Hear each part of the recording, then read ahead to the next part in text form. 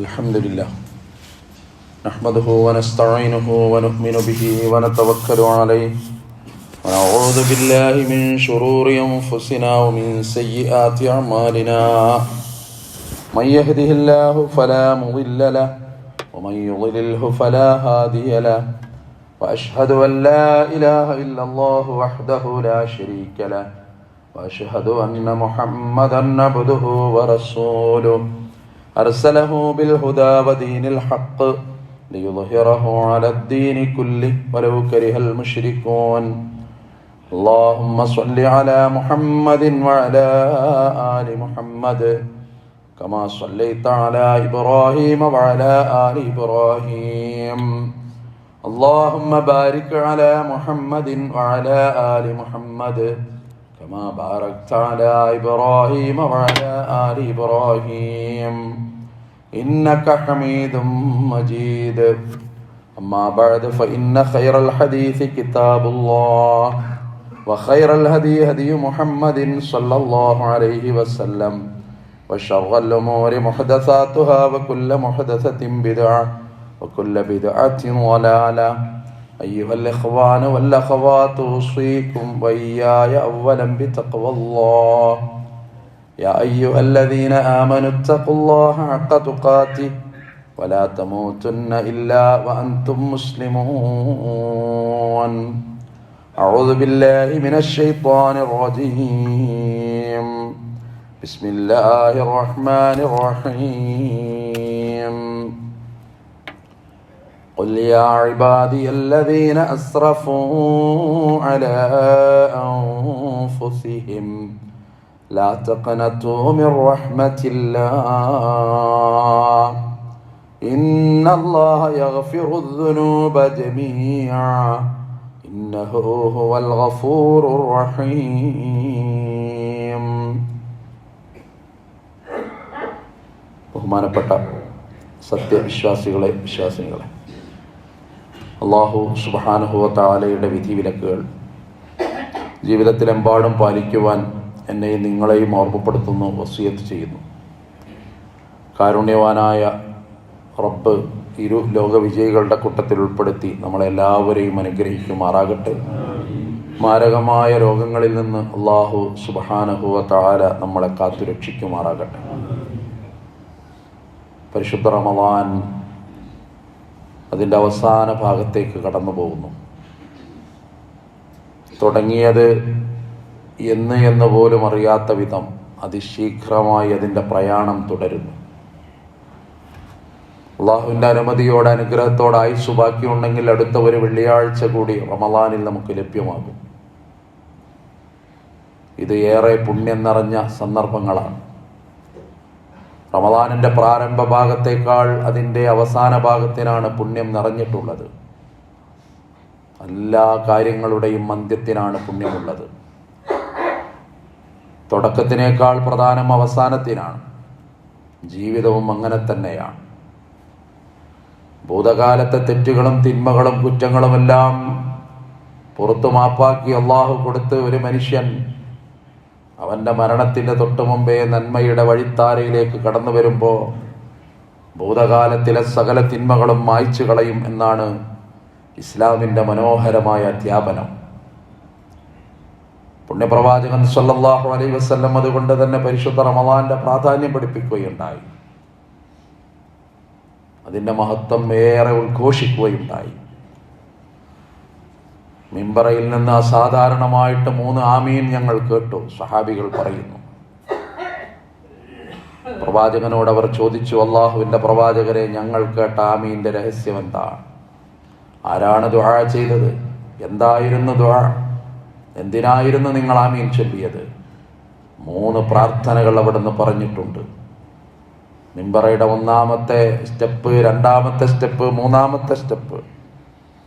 അതിൽ ഒരു ദുആ ഇങ്ങനെയായിരുന്നു. ജിബ്രീലാണ് വന്ന് ദുആ ചെയ്തത്. ഞാൻ എൻ്റെ കാൽപാദങ്ങൾ മിമ്പറിലേക്ക് വെക്കുമ്പോൾ മലക്ക് വരുന്നത് ഞാൻ കണ്ടു. ജിബ്രീൽ ദുആ ചെയ്തു, ബുഅദൻ മൻ നദറക റമളാൻ ഫലം യുഗ്ഫർ ലഹു. പരിശുദ്ധ റമളാൻ വന്നിട്ട് അള്ളാഹുവോട് പാപമോചനം തേടാത്തവൻ അവൻ വളരെ വിദൂരത്താകട്ടെ റബ്ബിന്റെ നന്മയിൽ നിന്ന്. ഫഖുൽതു ആമീൻ, അപ്പോൾ ഞാൻ ആമീൻ എന്ന് പറഞ്ഞുപോയി. റമളാൻ ഒരു സുവർണാവസരമാണ്. മലക്ക് വിളിച്ചു പറയുന്നുണ്ട്, യാ ബാഇയൽ ഖൈരി അഖ്ബിൽ, നന്മ ചെയ്യുന്നവനെ നീ മുന്നോട്ട് വന്നാലും, വയാ ബാഇയ ശർരി അഖ്സിർ, തിന്മ ചെയ്യുന്നവനെ നീ ഇനി അത് നിർത്തുക. ഇനി അധർമ്മം വേണ്ട, ഇനി തിന്മ വേണ്ട, ഇനി അരുതായ്മ വേണ്ട. ഇന്നല്ലെങ്കിൽ നാളെ വെള്ള പുതച്ച് കൊണ്ടുപോകും എന്നൊന്ന് ഓർത്താൽ മതി. അനന്തമായ ജീവിതമാണ് പരലോകം എന്ന് ഓർമ്മ വന്നാൽ മതി. അശാശ്വതമായ നരകശിക്ഷയിൽ നിന്ന് ഒന്ന് രക്ഷപ്പെടണം എന്ന ഒരു മോഹമുണ്ടായാൽ മതി. അതുകൊണ്ട് പരിശുദ്ധ റമളാൻ മനുഷ്യരെ നന്നാക്കുകയാണ്. പുണ്യനബി അതുകൊണ്ടാ പറഞ്ഞത്, കുല്ലു മൗലൂദിൻ യൂലദു അലൽ ഫിത്ര, ഈ ഭൂമിയിൽ വരുന്ന എല്ലാ മക്കളും ശുദ്ധ പ്രകൃതിയിൽ വന്നവരാണ്. ഒരു തെറ്റും അറിയില്ല, കുറ്റങ്ങളറിയില്ല, നിഷ്കളങ്കമായ പുഞ്ചിരി, അല്ലെങ്കിൽ ആവശ്യത്തിന് വേണ്ടിയുള്ള കരച്ചിൽ, അതപ്പുറമല്ലല്ലോ കുട്ടിക്ക്. ഈ ഭൂമിയിൽ വന്ന എല്ലാ മനുഷ്യരും അങ്ങനെയെന്ന് പരിശുദ്ധ നബി സല്ലല്ലാഹു അലൈഹി വസല്ലം പറയുന്നു. പിന്നീട് അവന്റെ സാഹചര്യങ്ങളിൽ അവൻ തിന്മകൾ ചെയ്തു എന്നാണ്. അത് സൗഹൃദമാകാം, നാടാകാം, കൂട്ടുകെട്ടാകാം, പലതുമാകാം. ചില പ്രേരണകളാകാം, ചില പൈശാചിക ബോധനങ്ങളാകാം. അതിൽ വഴിവിട്ടു പോകും ചില മനുഷ്യന്മാർ. അങ്ങനെ പോയാലും അവരെ തിരിച്ചു വിളിക്കാൻ അള്ളാഹു പറയുന്നു, അവൻ നിങ്ങൾ എന്നോട് ഒരു ചാണെടുത്താൽ ഞാൻ നിങ്ങളോട് ഒരു മുഴം എടുക്കും, ഞാൻ അങ്ങോട്ട് ഓടി വരും. നിങ്ങൾ എന്നോട് നടന്നു വരുമ്പോ ഞാൻ നിങ്ങളടുത്തേക്ക് ഓടി വരുന്നതാണ്. അല്ലാഹ് കാരുണ്യവാനാണ്. അതുകൊണ്ട് നമുക്ക് ആയുസ്സൊന്നും അധികമല്ലല്ലോ. അഅ്മാർ ഉമ്മത്തി മാ ബൈന സിദ്ദീന വ സബഈൻ, 60 70 അതിൻ്റെ ഇടയിലാണ് ആയുസ്. മുൻഗാമികളായ ആളുകൾക്ക് ഇതിലേറെ ആയുസ്സുണ്ടായിരുന്നു എന്നാണ് ചരിത്രം പറഞ്ഞത്. നോഹ് നബിയുടെ പ്രബോധന കാലം തന്നെ 9.5 നൂറ്റാണ്ട് എന്ന് ഖുർആൻ നേരിട്ട് പറഞ്ഞിട്ടുണ്ട്. കായികമായിട്ടുള്ള കരുത്തും മുൻഗാമികൾക്കുണ്ടായിരുന്നു. ആദ സമുദായം തകർന്നു കിടക്കുന്നത് കണ്ട ഖുർആൻ പറഞ്ഞത്, കഅന്നഹും അഅ്ജാസു നഖ്ലിൻ ഖാബിയ, കൊലച്ചു നിൽക്കുന്ന ഈത്തപ്പനത്തടികൾ വീണ് കിടക്കുന്ന പോലെയുണ്ട് അവരുടെ കടത്തം. വലിയ മല്ലന്മാർ, വലിയ ശക്തിയുള്ളവർ, പാറകൾ തിരന്ന് വീടുണ്ടാക്കിയവർ. പക്ഷെ നമ്മൾ അങ്ങനെയല്ല. അത്രമേൽ ശക്തിയൊന്നുമില്ലല്ലോ. എത്ര ദുർബലൻ, സങ്കടപ്പെടുന്നവൻ, ദുഃഖിക്കുന്നവൻ, രോഗം വരുന്നവൻ, സാമ്പത്തിക വ്യഥ കൊണ്ട് ഉള്ളു പടയുന്നവൻ. അതൊക്കെയല്ലേ മനുഷ്യൻ, അഹങ്കരിക്കാനൊന്നുമില്ലാത്ത മനുഷ്യൻ. പക്ഷേ അവനിൽ വന്ന തിന്മകൾ അത് ഇല്ലാതെയാക്കാൻ ഈ കുറച്ച് ആയുസ്സുള്ളൂ മനുഷ്യനെന്ന് പറഞ്ഞു. പക്ഷേ മുൻഗാമികളെക്കാൾ ആയുസ്സിന്റെ ബലത്തിൽ ജീവിക്കാൻ, അത്രമേൽ ആയുസ്സുള്ള ആളുകളെക്കാൾ കൂടുതൽ നന്മ ചെയ്യാൻ സുവർണാവസരം തന്നു പരിശുദ്ധ ഖുർആൻ. അതാണ് ലൈലത്തുൽ ഖദർ. ഇന്നാ അൻസൽനാഹു ഫീ ലൈലത്തുൽ ഖദർ. നിർണായകമായ രാത്രിയിൽ നാം ഖുർആനിനെ ഇറക്കി. ലൈലത്തുൽ മുബാറക എന്നതിനെ കുറിച്ച് ഖുർആൻ പറഞ്ഞിട്ടുണ്ട്. അത് അനുഗ്രഹീതമായ രാത്രിയാണ്. 1000 മാസത്തേക്കാൾ ശ്രേഷ്ഠമാണ് ആ രാത്രിക്ക് എന്ന് ഖുർആൻ പറയുന്നു. 82 കൊല്ലത്തിലധികം ഒറ്റ രാത്രി കൊണ്ട്, 82 കൊല്ലത്തെ പ്രയത്നം ഒറ്റ രാത്രി കൊണ്ട് നേടുന്നു എന്ന മഹാ അത്ഭുതം. തനസ്സലുൽ മലായിക, മലക്കുകൾ ഇറങ്ങി വരുന്നു. വറൂഹു, ജിബ്രീലും ഇറങ്ങി വരുന്നു. സമാധാനമുള്ള രാത്രി. സലാമുൻ ഹിയ ഹത്താ മത്ലഇൽ ഫജ്ർ ഫിഹാ യുഫ്റഖു കുല്ലു അംരിൻ ഹകീം. മനുഷ്യന്റെ തൊട്ടടുത്ത ഒരു വർഷത്തെ അവന്റെ റിസ്ക് കണക്കാക്കുന്ന രാത്രി. അവന്റെ സുഖം, അവന്റെ ദുഃഖം, അവന്റെ മരണം, അവന്റെ ജീവിതത്തിലെ നേട്ടം, അവന്റെ വിജയം, അവന്റെ രോഗം എല്ലാം കണക്കാക്കുന്ന ഒരു രാത്രി. ആ രാത്രി പ്രാർത്ഥനയോടെ നിന്നിട്ടില്ലെങ്കിൽ പിന്നെ എന്തിനു മനുഷ്യൻ? ആ രാത്രി റബ്ബിനോട് തേടാൻ മറന്നുപോയാൽ പിന്നെ മനുഷ്യന്റെ കഥ എന്ത്? ലൈലത്തുൽ ഖദർ എന്നാണെന്ന് എനിക്ക് വിവരം കിട്ടി. ഞാനത് പറയാൻ വേണ്ടി വന്നു നിങ്ങളുടെ അടുത്തേക്ക്. പക്ഷെ ഞാൻ വന്നപ്പോഴാണ് വഴിയിൽ നിന്ന് ഞാനൊരു കാഴ്ച കണ്ടു. രണ്ടുപേര് ശണ്ട കൂടുന്നത് കണ്ടു. അള്ളാഹു എൻ്റെ മനസ്സിൽ നിന്ന് അപ്പോൾ അതങ്ങ് ഉയർത്തിക്കളഞ്ഞു. ഒരു പക്ഷേ അത് നിങ്ങൾക്ക് ഖൈറായേക്കാം. പ്രവാചകൻ സല്ലല്ലാഹു അലൈഹി വസല്ലം പറയും, ഒരുപാട് പാടേണ്ട ഹദീസിൽ, രണ്ടാളുകളുടെ ശണ്ടയോടുകൂടി നബിയുടെ മനസ്സ് തളർന്നു എന്നാണ് അതിൻ്റെ അർത്ഥം. സംസ്കാരം കിട്ടിയ ഒരു ജനവിഭാഗം, ഖുർആന്റെ തണലിൽ ജീവിച്ച ഒരു ജനവിഭാഗം, വഹയിന്റെ തണൽ കണ്ട ഒരു ജനവിഭാഗം, പ്രവാചകനെ നേർക്കുനേർ നോക്കിക്കണ്ട ഒരു ജനവിഭാഗം. ആ ജനവിഭാഗത്തിൽപ്പെട്ട രണ്ടാളുകൾ പരസ്പരം ശണ്ട കൂടുന്നു എന്ന് പറയുമ്പോൾ അത് നബിക്കുണ്ടാക്കുന്ന വിഷമം ചെറുതല്ല. ഖിയാമം വരെ വിശ്വാസികൾ ശണ്ട കൂടുന്നതും ഈ ദീനിന് പൊരുത്തമുള്ള കാര്യമല്ല. നിങ്ങളങ്ങനെ ശണ്ട കൂടുമ്പോൾ നിങ്ങളുടെ ശക്തി ചോർന്നു പോകും, നിങ്ങളുടെ കാറ്റ് പോകും എന്ന് പോലും ഖുർആൻ കൃത്യമായ പദപ്രയോഗം നടത്തുന്നു. അതുകൊണ്ട് ഞാൻ പറഞ്ഞു വന്നത്, ലൈലത്തുൽ ഖദറിനെ ഉപയോഗപ്പെടുത്താൻ സാധിക്കണം. ഒരു രാത്രിയെങ്കിലും, ഇഅ്തികാഫിന്റെ ഒക്കെ പ്രാധാന്യം പറയുന്നു. തിരക്കുള്ള മനുഷ്യന്മാർ, തൊഴിലുള്ള മനുഷ്യന്മാർ ഒന്നോ രണ്ടോ രാത്രിയെങ്കിലും ഇരിക്കാൻ സന്നദ്ധമാകണം. ഒരു ഒഴിവില്ലാത്ത മനുഷ്യന്മാർ അവസാനം ഒറ്റ കടത്ത, അത് കടത്ത 6 അടി മണ്ണിലേക്കാരം, അത് വെള്ള പൊതിച്ചിട്ടൊരു കടത്തുണ്ട്, പിന്നെ തിരക്കൊന്നും ഉണ്ടാവില്ല. അതുവരെ തിരക്കുള്ള മനുഷ്യന്മാർ. പഠിക്കാനും ചിന്തിക്കാനും ഒരുപാടുണ്ട്. അഷ്റഫുൽ ഖൽഖ് നബി സല്ലല്ലാഹു അലൈഹി വസല്ലം അവസാനത്തെ 10 വന്നാൽ അവിടുന്ന് അര ഒന്നുകൂടി മുറുക്കി കൊടുക്കും എന്ന് കാണുന്നു. ഷദ്ദ ഇസ്റഹു, അര മുറുക്കിയെടുക്കുക. അതൊരു പ്രയോഗമാണ് അറബ് ഭാഷയിൽ. ഒരു കാര്യത്തിന് കച്ചകെട്ടുക എന്നൊരു പ്രയോഗമുണ്ട് മലയാളത്തിൽ. ഒരുങ്ങി തയ്യാറാകുക എന്നാണ് എൻ്റെ അർത്ഥം. വൈഖലാഹുലഹു, കുടുംബത്തെ ഉണർത്തും രാത്രിയിൽ ഇഅ്തികാഫിരിക്കാൻ വേണ്ടി. ഭാര്യമാർ അത് ശീലിച്ചു. അവിടുന്ന് വേർപെട്ടപ്പോൾ പിന്നെയും ഭാര്യമാർ അത് തുടർന്നു. അതൊക്കെ ഹദീസുകളിൽ കാണാം. അത്ര പ്രധാനമുള്ളൊരു സംഗതി. ആ രാത്രി കരഞ്ഞ് പറയും, വിഷമം പറയാം, പ്രയാസം പറയാം, ആദി പറയാം, വ്യാധി പറയാം, ദുഃഖം പറയാം, കണ്ണുനീർ റബ്ബിനോട് പറയാം. മനുഷ്യൻ എന്തെല്ലാം പ്രയാസങ്ങളുണ്ട്, എല്ലാം തുറന്നു പറയാൻ, പരലോകമോർക്കാൻ, നരകത്തെ ഓർത്തിട്ട് ഒരിറ്റ് കണ്ണുനീര് വെളുത്താൻ, അതൊക്കെ ഇതിൻ്റെ ഭാഗമാണ്. പലതിനും കരഞ്ഞിട്ടുണ്ട് നമ്മൾ. ആപ്പയുടെ മയ്യത്ത് കൊണ്ടുപോയ അന്ന് കരഞ്ഞതൊരു ഓർമ്മയുണ്ട്. ഉമ്മ മരിച്ചു എന്ന് കേട്ടപ്പോൾ അറിയാതെ കണ്ണ് നനഞ്ഞത് ഓർമ്മയുണ്ട്. പക്ഷെ നരകം ഭീകരമാണ്. അതിനെക്കുറിച്ച് ഓർത്തിട്ട് ഒരിറ്റ് കണ്ണുനീര് വീഴ്ത്തുക ഏകാന്തമായിട്ട്. സഹാബത്തിന്റെ ചരിത്രം വായിക്കുമ്പോൾ അവർ ഓർത്ത് കരയും. നരകത്തിനെ കുറിച്ച് വായിക്കുമ്പോൾ കരയും. ആയത്തോതുമ്പോൾ താനേ അവർ കരഞ്ഞു പോകും. അടുപ്പത്ത് വെച്ച പാത്രം തിളക്കുന്നത് പോലെ അവരുടെ ഏങ്ങലടികൾ കേൾക്കാമായിരുന്നു എന്നാണ്. ആ കരുത്താണ് വിശ്വാസിയുടെ കരുത്ത്. അതൊരു മുദ്രാവാക്യത്തിന്റെ കരുത്തല്ല, അത് ആത്മീയമായൊരു ചോദനയുടെ പിൻബലമാണ്. അതൊരു ചെറിയ സംഗതിയുമല്ല, അതെല്ലാവർക്കും ലഭ്യമാകുന്നതുമല്ല. അല്ലാഹുവിന്റെ മഹളായ ഫള് കൊണ്ട് നടക്കുന്ന ഒരു സംഗതി. അതുകൊണ്ട് തെറ്റും കുറ്റമൊക്കെ മനുഷ്യനുണ്ടാകും. അത് അള്ളാഹിനോട് പറയാന്നുള്ളതാണ്. ഞാനിനി എൻ്റെ തെറ്റിൽ തുടരില്ല, ഞാൻ ആ തെറ്റ് ഒഴിവാക്കി. അങ്ങനെയാണ് തീരുമാനം. ആ തെറ്റിലേക്ക് എന്നെ ആകർഷിക്കുന്ന ഒന്നും ഇനി ഉണ്ടാകില്ല. ഇനി ഒരിക്കലും ആ തെറ്റിലേക്ക് ഞാൻ മടങ്ങില്ല. ആ തെറ്റ് ചെയ്തതിൻ്റെ പേരിൽ എൻ്റെ മനസ്സെന്നെ വേട്ടയാടുന്നു. അതാണ് ഖേദം. ഈ 3 നിബന്ധനയാണ് തൗബക്കുള്ളത്.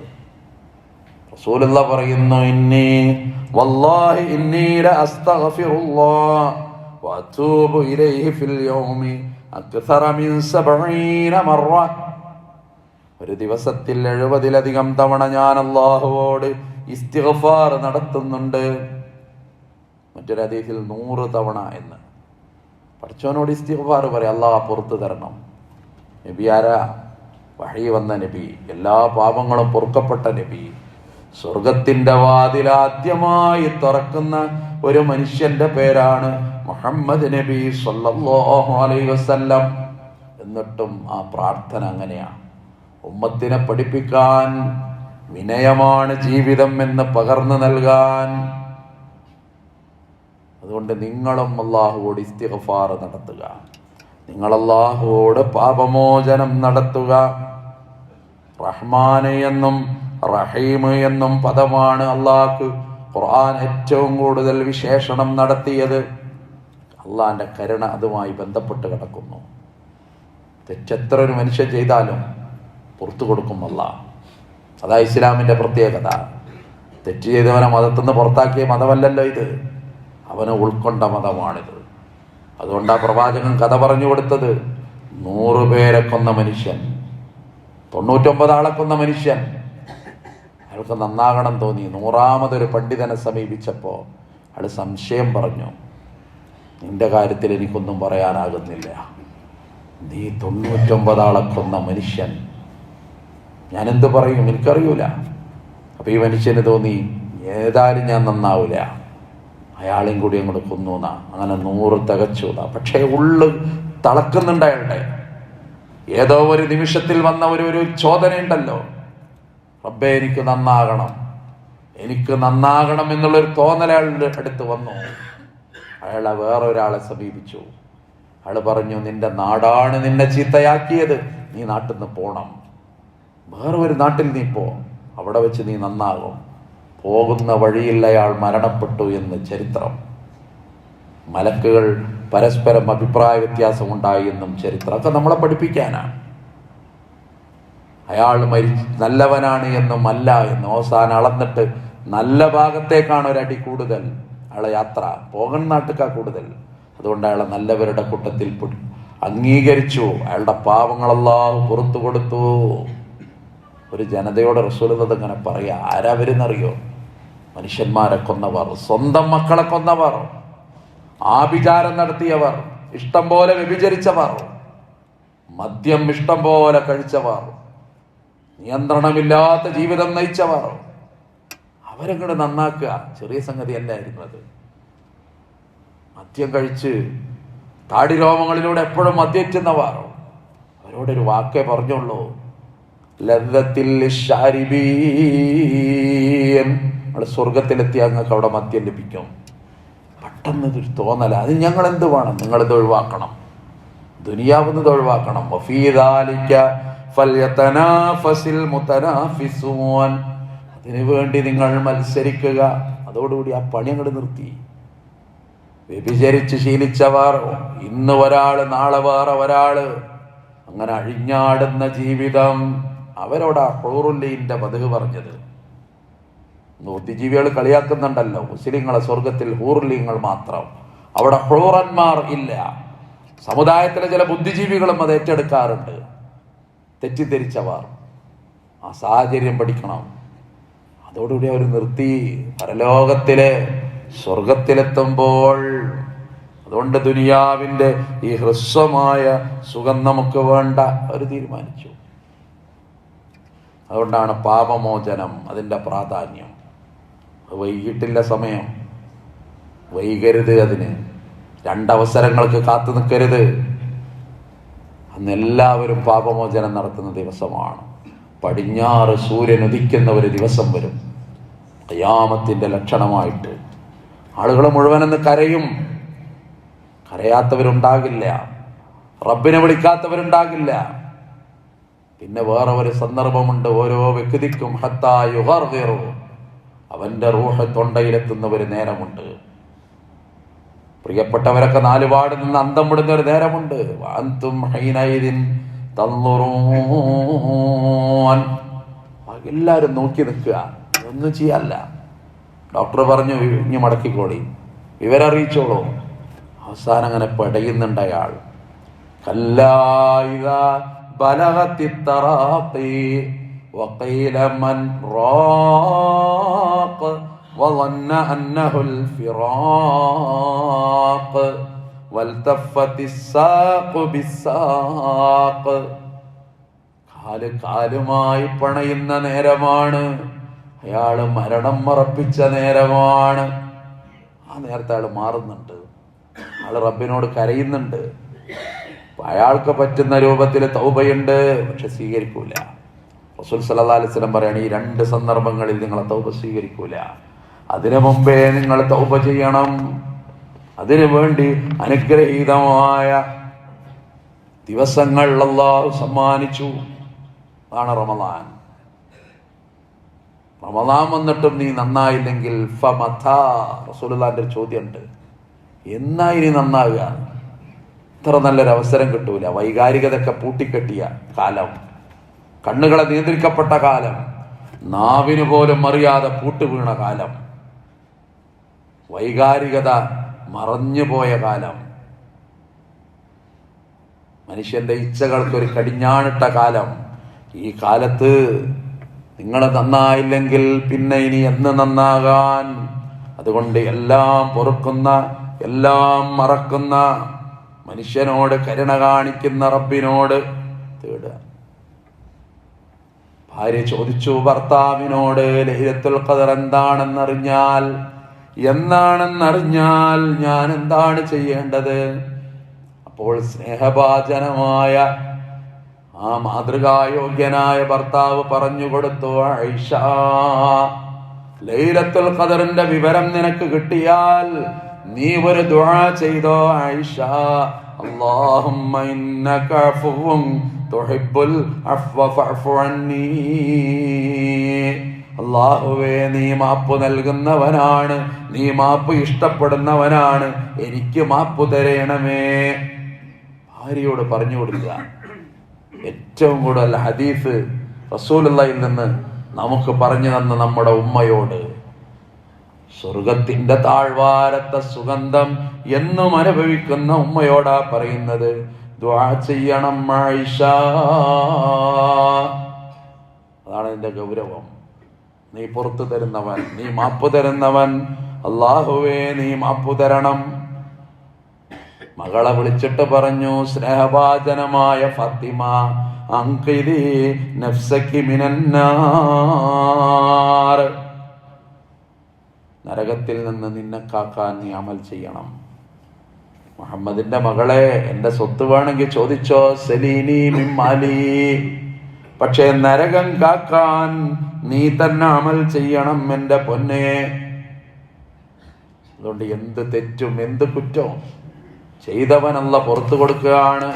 പരിശുദ്ധ ഖുർആനിലെ സുമറിലെ 53-ാമത്തെ വചനം ഓതി കേൾപ്പിച്ചു, ഖുൽ യാ ഇബാദിയല്ലദീന അസ്റഫു അലാ അൻഫുസിഹിം, നബിയെ അവർക്ക് പറഞ്ഞു കൊടുക്കണേ, യാ ഇബാദി എന്റെ അടിമകളെ, അല്ലദീന അസ്റഫു അലാ അൻഫുസിഹിം, സ്വന്തം ശരീരങ്ങളോട് അതിര് കവിഞ്ഞവരെ. ഒരു തെറ്റ് ചെയ്തോന്നല്ല, ഒരുപാട് തെറ്റ് ചെയ്തൊന്നല്ല, തെറ്റുകളിൽ മുഴുകിയവൻ, അവനോട് നീ വിളിച്ചു പറയണം, നബിയെ നിങ്ങള് ലാ തഖ്നതു മിർ റഹ്മത്തില്ലാഹ്, അല്ലാഹുവിന്റെ കാരുണ്യത്തെ തൊട്ട് നിരാശപ്പെടണ്ട. ഇന്നല്ലാഹ യഗ്ഫിറുദ്ദുനൂബ ജമീഅ, അല്ലാഹു എല്ലാ പാപങ്ങളും പൊറുക്കുന്നവനാണ്. ഇന്നഹു ഹുവൽ ഗഫൂറുർ റഹീം, അവൻ പുറത്തു തരുന്നവനാണ്, അവൻ കാരുണ്യമുള്ളവനാണ്. അതാണ് ഖുർആന്റെ ആയത്താണ്. ആയത്ത് അവരെ ഉള്ളിക്കറങ്ങിയത്. എന്തെല്ലാം തെറ്റുകുറ്റങ്ങൾ ചെയ്ത മനുഷ്യന്മാർ, അവരാ നന്നായത്. ആ സദസ്സ് അത്ഭുതം തോന്നും. ഒരു ഭാഗത്ത് അബൂബക്കർ സിദ്ദീഖ് റളിയല്ലാഹു അൻഹു, മൂലയിൽ ഒരു മനുഷ്യൻ ഇരുന്നെപ്പോഴും തേങ്ങും. ആ മനുഷ്യന്റെ പേര് വഹ്ശി ഇബ്ൻ ഹർബ്. ഉഹദ് യുദ്ധം നടന്നു, മുസ്ലിങ്ങൾ ചെതറിയോടി. നബിയുടെ ഏറ്റവും വലിയ അന്നത്തെ ശക്തിയായ ഹംസ റളിയല്ലാഹു അൻഹുവിനെ കുന്തമെറിഞ്ഞിട്ട് ആ മനുഷ്യൻ കൊന്നു. നെഞ്ചത്തേക്ക് ആ കുന്തം മുന്നം തെറ്റാതെ പോയി. രണാങ്കളത്തിൽ ഹംസ പടഞ്ഞു വീണു. അവിടം തീർന്നില്ല. മൃതശരീരത്തോട് അനാദരവെന്നാണ് ലോകം കണ്ടത്. ചൂഴ്ന്നെടുക്കപ്പെട്ട ഹംസയുടെ കണ്ണുകൾ വശി ചെയ്തു. അത് ഹിന്ദെന്ന പെണ്ണിന് വേണ്ടി. സ്ത്രീത്വം ഒരു മനുഷ്യനെ എത്രത്തോളം തകർക്കും, ഒരു മനുഷ്യന്റെ വ്യക്തിത്വം എത്രത്തോളം സ്ത്രീ സൗന്ദര്യം തകർക്കും എന്നതിന്റെ ഏറ്റവും വലിയ തെളിവായിരുന്നു അത്. അടിമയും നീഗ്രോവുമായ വശി തന്റെ മോചനം കൊതിച്ചു. അതോടൊപ്പം വശി പല മോഹവാഗ്ദാനങ്ങളിലും വീണു. വല്ലാത്തൊരു രംഗമായിരുന്നല്ലോ അത്. കൊന്നിട്ട് കലി തീരാതെ ഹംസയുടെ കണ്ണ് ചുഴ്ന്നെടുത്തു. വിരലുകൾ ഓരോന്നോരോന്ന് വെട്ടിയെടുത്തു, കരള് പാന്തിയെടുത്തു. എന്നിട്ട് എന്തിനു കൊണ്ടുപോയി സമർപ്പിച്ചു? അവളത് കടിച്ചു തുപ്പി. ബാപ്പയെ കൊന്ന, ഉത്ബയെ കൊന്ന ഹംസ, നിന്നോടുള്ള പ്രതികാരം ഞാൻ ഇങ്ങനെ തന്നെ തീർക്കും എന്ന് പറഞ്ഞ്. പക്ഷെ അതിൽ പിന്നെ വഹ്ശിയുടെ ഉള്ളിൽ കുറ്റബോധം തുടങ്ങി. ആരെയാണ് ഞാനിത് ചെയ്തത്? എന്തിനാണ് ഞാൻ ചെയ്തത്? അതിനു മുമ്പേ ആ സമയത്ത് കണ്ടിട്ട് റസൂലുള്ള വിതുമ്പിക്കരഞ്ഞ ഒരു രംഗമായിരുന്നു അത്. പിതൃവ്യന്റെ മൃതദേഹം മറവ് ചെയ്യാനെടുക്കുമ്പോ മുഖത്തേക്ക് ഇനി നോക്കൂല, അവിടെ കണ്ണില്ലാതൊരു ദ്വാരമാണ്. കരളിന്റെ ഭാഗത്തേക്ക് നോക്കാനാവൂല്ല, അവിടെ ഒരു കൂടുപോലും അവശേഷിപ്പിക്കാതെ വിരലില്ലാത്ത ഒരു മൃതശരീരം.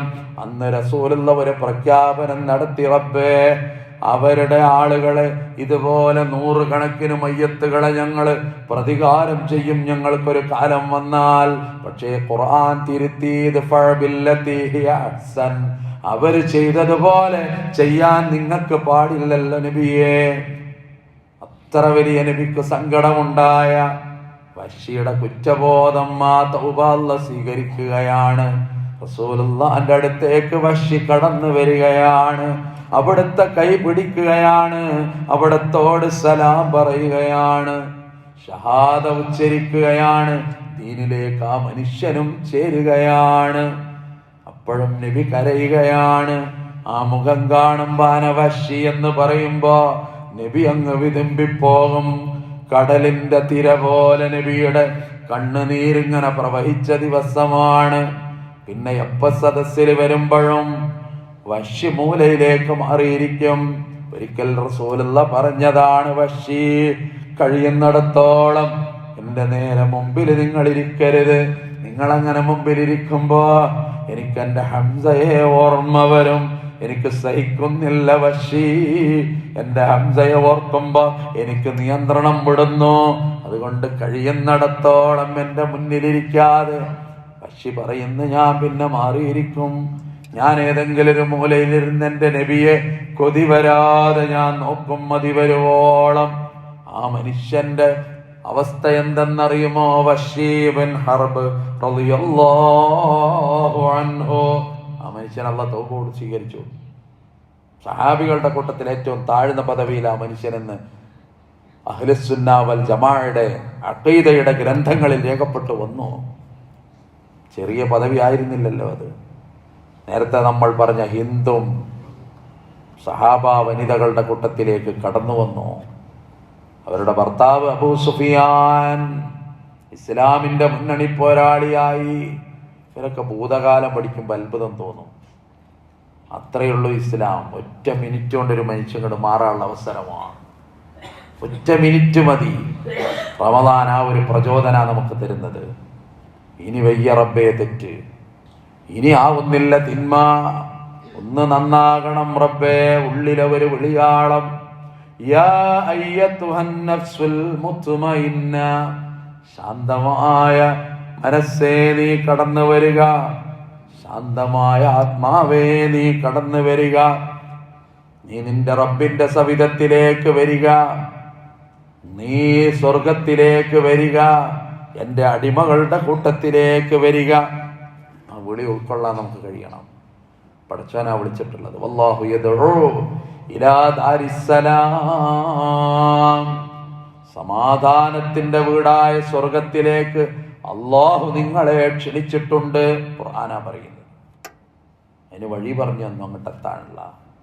അതിലേറ്റവും പ്രധാനം തിന്മകൾ വെടിയാന്നുള്ളതാണ്. അങ്ങനെ റബ്ബിലേക്ക് അടുക്കുക എന്നുള്ളതാണ്. തിന്മ ഇനി വയ്യല്ലോ. ആകാശത്തിന് ചുവട്ടിൽ ഏറ്റവും വൃത്തികെട്ടവൻ ആര് എന്ന് ചോദിച്ചത് ഉത്തരണ്ട്. വ്യഭിചരിക്കുന്ന വൃദ്ധനാണ്. 1, അഹങ്കാരിയായ ദരിദ്രനാണ്. 2, ദാരിദ്ര്യം അങ്ങേറ്റാണ്, പക്ഷെ അയാളുടെ അഹങ്കാരം അതിര് കടന്നതാണ്. ഇത്തരം വൃത്തികെട്ടാൻ വേറുണ്ടോ? ഒരു നാളും പ്രായമാകുമ്പോൾ ബോധം വേണം മനുഷ്യന്. എന്നോ കൊണ്ടുപോകേണ്ട ശരീരമാണ്, പോയി പോകും. അപ്പോ മാറ്റമുണ്ടാകണം. ഭൂതകാലത്തിന്റെ തിന്മകളിൽ ഇനി തുടരാനാവില്ല. അതുകൊണ്ട് റബ്ബിനോട് കരഞ്ഞു തേടണം. അല്ലാഹു ഒരു സംശയവും വേണ്ട തൗബ സ്വീകരിക്കുന്നവനാണ്. വഹുവല്ലദീ യഖ്ബലു തൗബത അൻ ഇബാദി വയഅഫു അനിസ്സയ്യിആത്ത്. അല്ലാഹു തൗബ സ്വീകരിക്കുന്നവനാണ്, അവൻ തിന്മകൾ മായ്ച്ചു കളയുന്നവനുമാണ്. അതുകൊണ്ട് പ്രിയപ്പെട്ടവരെ, നമ്മൾ നന്നാകുക, കുടുംബം നന്നാകുക. ആ ഒരു പോയിന്റ് റസൂലുള്ള പറഞ്ഞത്, അവിടുന്നും എഴുത്തിക്കാഫിരുന്നു, കുടുംബത്തെയും വിളിച്ചുണർത്തി. മക്കളും കുടുംബമൊക്കെ അങ്ങനെ ആകുമ്പോഴേ സ്വസ്ഥത ഉള്ളൂ, സമാധാനമുള്ളൂ. അല്ലെങ്കിൽ പോയി. അള്ളാഹു മക്കളെ നന്നാക്കി തരുമാറാകട്ടെ. ഓരോ ദിവസവും നമ്മൾ കേൾക്കുന്ന വാർത്തകൾ കേട്ട് ഞെട്ടിത്തരിച്ചു പോകുന്നു, പേടി തോന്നുന്നു. എവിടെയാണ് ഈ തിന്മ കയറിക്കൂടിയത് എന്ന് നമ്മൾ അറിയാതെ പോകുന്നു. ബീഭത്സമായ രീതിയിൽ തിന്മകളുടെ നീരാളിപ്പിടുത്തത്തിൽ നമ്മുടെ സമൂഹം അമർന്നു പോകുന്നു. അവിടെ റമദാൻ ഒരു പരിചയമായി മാറുക. അസ്സൗമു ജുന്ന, നിങ്ങളെ നോമ്പ് നിങ്ങൾക്കൊരു പരിചയമാണ്. യസ്തജിന്നു ബിഹാ മിനന്നാർ, അതുകൊണ്ട് നരകത്തെ തടുക്കുന്ന ഒരു പരിചയമായിട്ട് നിങ്ങളുടെ നോമ്പ് നിങ്ങൾക്ക് മാറണം. അതുകൊണ്ട് ഇന്നല്ലെങ്കിൽ നാളെ നമ്മൾ ഈ ലോകത്തോട് വിട പറയും. നല്ല മനുഷ്യന്മാരായി പോകണം. റമദാൻ എടുത്ത് 2 ദിവസം കൊണ്ട് അല്ലെ അടുത്ത ദിവസം പോകും, നമ്മൾ പിന്നെയും ബാക്കി ഉണ്ടാകും ചിലപ്പോൾ. അല്ലെങ്കിൽ നമ്മൾ പോയിട്ടുണ്ടാകും. റമദാൻ അതുപോലെ അടുത്ത റമദാനുകൾ ഇനിയും വരും. കാലം അതിൻ്റെ യാത്ര തുടരും. മാസങ്ങൾ അങ്ങനെ മാറി വരും. ചൂടും വെയിലും തണുപ്പൊക്കെ ആയിട്ട് ലോകത്തങ്ങനെ പലതും നടക്കും. നമ്മൾ 6 അടി മണ്ണിൽ ഒറ്റക്ക് കിടക്കും. ഒറ്റക്ക് കിടക്കുമ്പോൾ ആകെ കൂട്ടിനുള്ളത് നമ്മൾ അമലുകൾ മാത്രമാണെന്നുള്ള ബോധ്യം വേണം. ആ ഓർമ്മയോടെ ജീവിതം ക്രമപ്പെടുത്തണം.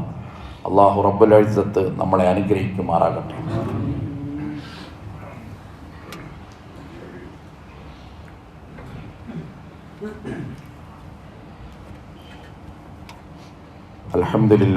അൽഹംദുലില്ലാഹി റബ്ബിൽ ആലമീൻ വസ്സലാത്തു വസ്സലാമു അലാ അഷ്റഫിൽ മുർസലീന വഅലാ ആലിഹി വസഹ്ബിഹി അജ്മഈൻ. ഇത്തഖുല്ലാഹ് ഇബാദല്ലാഹ്. സാനിയൻ ബിത്തഖ്വല്ലാഹ്. ബഹുമാന്യരായ സഹോദരി സഹോദരന്മാരെ, ഒരിക്കൽ കൂടി തഖ്വ കൊണ്ട് വസിയത്ത് ചെയ്യുന്നു. പരിശുദ്ധ റമദാൻ അതിൻ്റെ അവസാന ഭാഗത്തേക്ക് കടക്കുന്ന വേളയിൽ ലൈലത്തുൽ ഖദറിൻ്റെ പ്രാധാന്യം, ഇഅ്തികാഫിൻ്റെ പ്രാധാന്യം, തൗബയുടെ പ്രാധാന്യം ഇതെല്ലാം ഉൾക്കൊണ്ട് ജീവിതം ക്രമപ്പെടുത്തണമെന്ന ഒരു തത്വമാണ് നമ്മൾ കേൾക്കുകയുണ്ടായത്. ഇന്നല്ലെങ്കിൽ നാളെ നമ്മളറിയാത്തൊരു ദിവസം നമ്മളിവിടുന്ന് പോകും. നമ്മളറിയാത്തൊരു ദിവസമാണ് നമ്മളിവിടെ വന്നത്. നമുക്കറിയില്ലായിരുന്നു. നമ്മളറിയാത്തൊരു കുടുംബത്തിലാണ് നമ്മളിവിടെ പറഞ്ഞത്. പിന്നെയാണ് എന്ത് ഉമ്മയാണെന്ന് ബോധ്യം വന്നത്. കുറെ കഴിഞ്ഞപ്പോഴാണ് ഇതാണ് എൻ്റെ വാപ്പ എന്നൊരു കുട്ടിക്ക് ബോധ്യം വന്നത്. ഇതാണ് എൻ്റെ കുടുംബം എന്ന് കുട്ടിക്ക് ബോധ്യം വന്നത്. അതൊക്കെ അള്ളാൻ്റെ തീരുമാനമാണ്.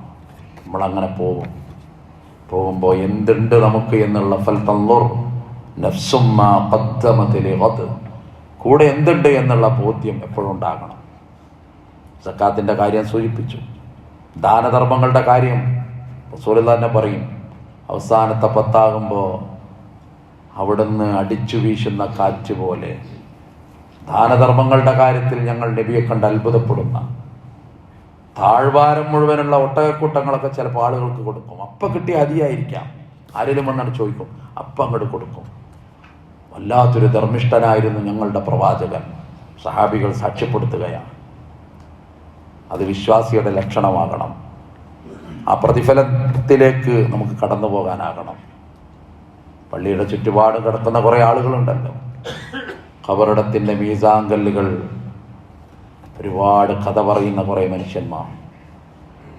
അവരൊക്കെ ഇതുപോലെ നടന്നവർ, ഓടി നടന്നവർ, ബഹളം വെച്ചവർ, ചിലപ്പോൾ മൗനികളായവർ, ചിലപ്പോൾ കൊതിയോടുകൂടി നമ്മൾ നോക്കി നിന്നവർ ഒക്കെ പോകും. ലോകം അതാണ്. കുല്ലു നഫ്സിൻ ദാഇഖത്തുൽ മൗത്ത്. മരണത്തെ രുചിക്കുന്ന ഖുർആന്റെ പ്രയോഗം. രുചി 2 തരമാണ്. ഒന്ന് മധുരമാണ്, മറ്റൊന്ന് കയ്പാണ്. ഖുർആൻ അങ്ങനെ തന്നെ ബോധപൂർവമുള്ള പ്രയോഗമാണ്. മധുരമുള്ള മരണമായിട്ട് നമ്മളെ മരണം മാറണം. അതിന് റബ്ബിൻ്റെ തൗഫീഖ് അള്ളാഹു നമുക്ക് പ്രദാനം ചെയ്ത് അനുഗ്രഹിക്കുമാറാകട്ടെ. നമ്മുടെ പാപങ്ങൾ അള്ളാഹു പുറത്ത് മാപ്പാക്കി തരുമാറാകട്ടെ.